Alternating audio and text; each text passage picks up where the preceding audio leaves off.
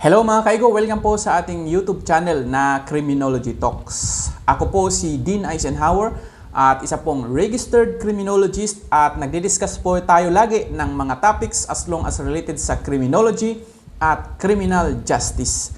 Mga kaigo, bago tayo magsimula sa ating discussion ngayon, gusto ko muna pong pasalamatan ang ating mga supporters dito po sa ating munting criminology YouTube natin kasi we have already reached 10,000 subscribers. Kasi 10,000 na po tayo at maraming salamat po sa iyong suporta, legit na suporta. Kahit konti lang po tayo, at least na ipapabahagi ko ang aking kaalaman pagdating po sa criminology. Sa ating mga criminology students na nabibigyan po natin ng konting lectures at kaalaman kung paano i-handle ang pag-aaral ng criminology.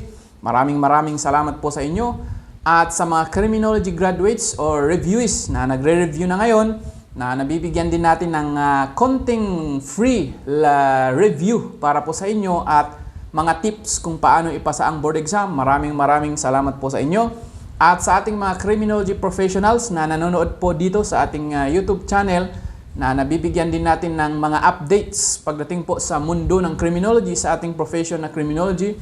Maraming salamat po sa inyo. At sa 10,000 subscribers, maraming salamat po sa inyo at patuloy po nating suportahan ang ating munting criminology community natin sa YouTube. So mga kaigo, ang i-discuss po natin ngayon ay yung importansya or yung kahalagahan ng mock boards. Kasi sa mga school or sa mga review centers mga kaigo, nagpapakandak po sila ng mock boards na tinatawag. So ito yung, alam nyo na yan, mag-e-exam ang isang reviewees or student para malaman po kung ano ang performance niya. Or it is a form of evaluation kasi yan mga kaigo. Ngayon, may pre-test kasi. Minsan may pre-test, ito yung bago yung lecture, at after ng lecture, may post-test naman. So may purpose po ang mga yan tulad ng pre-test mga kaigo. Dito malalaman ng isang review center kung ano yung current knowledge ninyo. So after ng post-test, after ng lecture, may post-test. So dito rin malalaman ng review centers or schools kung may natutunan kayo doon sa lectures. So dapat mas mataas ang score mo doon sa post-test kaysa sa pre-test kasi nadagdagan nga ang knowledge mo. Kaya sa video na ito mga kaigo, bibigyan ko kayo ng tatlong kahalagaan or purposes ng mockboard na yan. So tulad nga ng sabi ko kanina, na-observe natin na winawalang bahala na yan. Hindi porket mataas, yun na yun. May mga hindi naman naniniwala na mababa ang rason. Laging, hindi naman yan na actual na mockboard. So, ang unang-una mga kaigo, and this is the primary purpose or importance of mockboard is to assess yourself. Okay? To assess yourself. Dito nyo kasi mamo-monitor ang performance ninyo mga kaigo. Dito nyo makikita kung saan na kayo sa preparation for the criminology board exam. Okay? Kasi halimbawa mga kaigo, sa first month dito kayo, dapat sa second month ganyan, dapat pataas yung performance ninyo. Kung baga, halimbawa 1 month before the board exam, dapat nasa 80 to 90% kayong prepared, mga ganyan.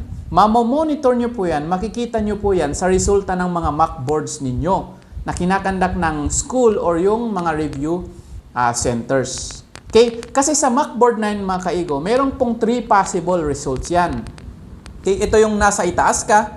Minsan nga yung mga review centers may mga color coding pang mga yan. Ibig sabihin blue, highest siguro, yellow and red, baksak. So may mga definition din, keep up the good work or ganyan.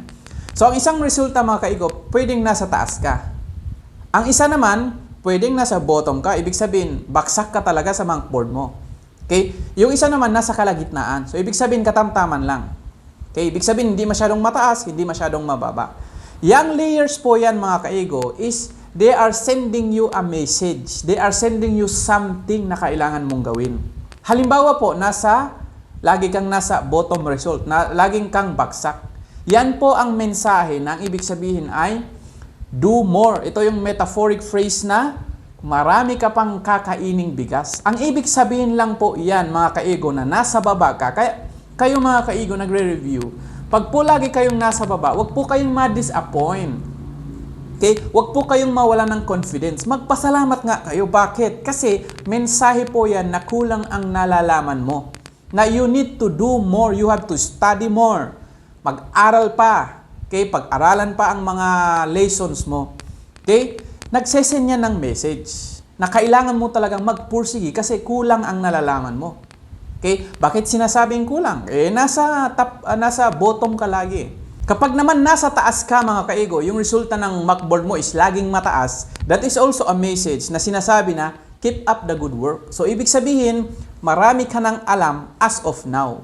Pero mga kaigo, pag nasa top po kayo, tandaan niyo ha, ang ibig sabihin lang po yan is ginagawa mo na ang trabaho mo. Marami kang nalalaman, andun ka na.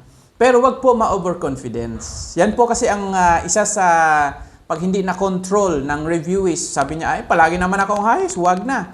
Okay? Ibig nga sabihin yan mga kaigo is you are doing your job. Okay? Isipin mo lang mga kaigo, pag nasa top ka, okay, dapat mo i-maintain yan. Dapat mo i-congratulate ang sarili mo na you are doing your responsibility as a criminology reviewist at magandang sign po yan. Okay? So tandaan, wag po ma-overconfidence pag lagi kayo andito. Okay? Sa nasa gitna naman, syempre, it also sends a message na you have to keep up. Okay? Wag ka lang lagi dito. Kasi mga kaigo, ang performance nyo dapat sa mga Macboard, pataas dapat yan. There is a consistency na tinatawag mga kaigo. Okay? Wag po kayong maging masaya kung ganito ang performance niyo ha. Si LJ mataas, Leia mababa. Pag ganun, wala pong consistency, hindi po magandang sign yan. Dapat po, ibig sabihin ng consistency, pataas lahat ang scores mo. So, ibig sabihin, kung ang CLJ mataas, dapat din ganun din, ganyan. Okay? Huwag yung patalon-talon ng score mo. Hindi rin magandang indication yan. Kasi sa board exam ngayon mga kaigo, is hindi na po uso ngayon ang hilahan ng grades. Hindi tulad noong before yung bagong curriculum natin, before RA 11131, hindi na po hilahan. Ibig sabihin, okay lang mababa ka sa isang subject, mataas ka, hihilain lang yun. Ngayon, hindi na po. Okay, dahil po sa RA 11131. Again, dito nyo malalaman kung saan na kayo. Okay? Unang kahalagaan, to assess yourself. Okay? Ngayon mga kaigo, ang dalawang kahalagaan or purpose ng Macboards na yan is dito nyo malalaman, okay, to determine your strength and weaknesses. Dito nyo po malalaman mga kaigo kung anong subject ang malakas kayo. Ibig sabihin ng malakas is madami ang knowledge ninyo or information. At anong mga subject na mahina kayo. Kasi pag nalaman ninyo yung subject na mahina kayo, paano nyo malalaman na mahina kayo? Siyempre, sa pamamagitan ng result ng board exam. Ngayon, halimbawa, tatlong beses kayo nag-Macboard sa lahat. Lagi na lang yung criminology, let's say, correctional administration, mababa ka. Ibig sabihin, yan ang weakness mo. Pag nalaman mo ang weakness mo, siyempre, gawa ka na ng paraan. Okay? Lalagyan mo na ng focus yung kung saan ka mahina na subject na yan. Pero, mga kaigo, huwag nyo din binabaliwala yung subject na mataas kayo. Okay? Ang bibigyan mo lang talaga ng mas maraming oras is yung kung saan ka mahina. Kasi mga kaigo, nito lang oath-taking no umatin tayo. At nag-speech po si Atty. Gabao, yung chairman ng PRB for Criminology. Ito yung mga gumagawa ng tanong. Sabi niya, nag-item analysis kasi sila. O sa mga eduk, alam nyo ibig sabihin ng item analysis. Ngayon, lumabas sa item analysis nila na ang pinakamababang score ng mga nag-board exam nung nakaraan ay sa subject na forensic sciences. Yan ang sabi niya. So, ibig sabihin, sa pamamagitan na yon, sa score na yon, so weakness ng mga nag-board exam dati, yung forensic sciences. Okay? Yung sa criminalistic dati. Kaya mga kaigo, sa pangalawang kahalagaan na ito, dito nyo malalaman kung saan kayo mag-focus, saan nyo tuunan ng atensyon. So again, sa Macboard, dito nyo po malalaman kung saan ang subject na malakas kayo at saan yung subject na kayo po ay mahina. Okay? Kasi mga kaigo, dito rin kasi malalaman ng ating yung mga personnel ng review centers sa mamamagitan din ng Macboards na yan, dito rin yan nila malalaman kung saan kayo mahina. Yung mga nagre-review sa review centers nila, dito rin nila malalaman kung saan mahina. Kaya halimbawa, nalaman nila na mahina sa CDI, syempre, dun din nila didiinan na mag-lecture about CDI. Kaya importante po ang resulta ng Macboards mga kaigo. Hindi lang sa part ninyo as reviewees, sa part din ng mga review centers or even schools. Di ba sa school nga, sa klase? So kaming mga instructors, okay, pag nagpa-quiz kami, dyan din namin malalaman kung ano ang weakness niyan, ano ang strength niyan. Kaya pag nalaman namin ang weakness niyan, doon din namin dinidiinan kung saan kami magle-lecture. Naintindihan po? So again, ang mock boards to determine your strength and weaknesses. At ang pangatlo, mga kaigo pangatlo na kahalagaan or purpose ng mock boards na yan sa mga review centers is to make you accustomed with multiple choices type of exam. Tandaan mga kaigo, ang board exam is multiple choices. A, B, C, D. Mamimili ka. Actually, sabi nila, and I agree, na ang pinakamahirap na board exam is multiple choice type of exam. Bakit? Kasi andan yung sagot. Pero, may mga distractors. So, kailangan mo lang mamili. Hindi yung tulad na ente kung alam mo talaga, alam mo talaga. Okay? Kasi mga kaigo, hindi po kayo pupunta sa board exam para magbasa tulad ng ginagawa nyo ngayon. Although magbasa ka doon. Pero pupunta po kayo para sagutin ang question which is multiple choices. So ibig sabihin ng accustom, para po masanay na kayo sa pagsagot ng multiple choices. Tignan nyo na lang mga kaigo sa sports. Let's take boxing. Okay, kung malapit na ang laban, mismong laban, nagkakaroon po ng sparring. Ito yung actual talaga na may kalaban siya. Kasi bago yan, nakakaroon mo ng shadow boxing, just like Pacquiao, running. Pero sa actual na laban kasi, hindi naman mag-shadow boxing si Pacquiao, kung hindi rin mag-jogging-jogging. So actual na may kalaban siya. So ganun po ang nangyayari kung bakit may mga mockboard din, para sanayin kayo.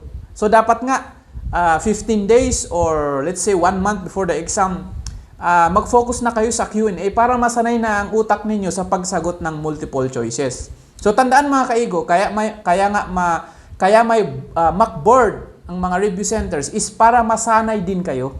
Okay? Masanay kayo sa pagsagot ng klase ng exam na yan, which is the multiple choices type of exam. So yan mga kaigo ang mga kahalagaan ng mock boards sa mga review centers. Number 1, to assess yourself. Number 2, to determine your strength and weaknesses. And number 3, for you to be accustomed or masanay sa pagsagot ng ating mga multiple choices type of exam o yung mga sample question.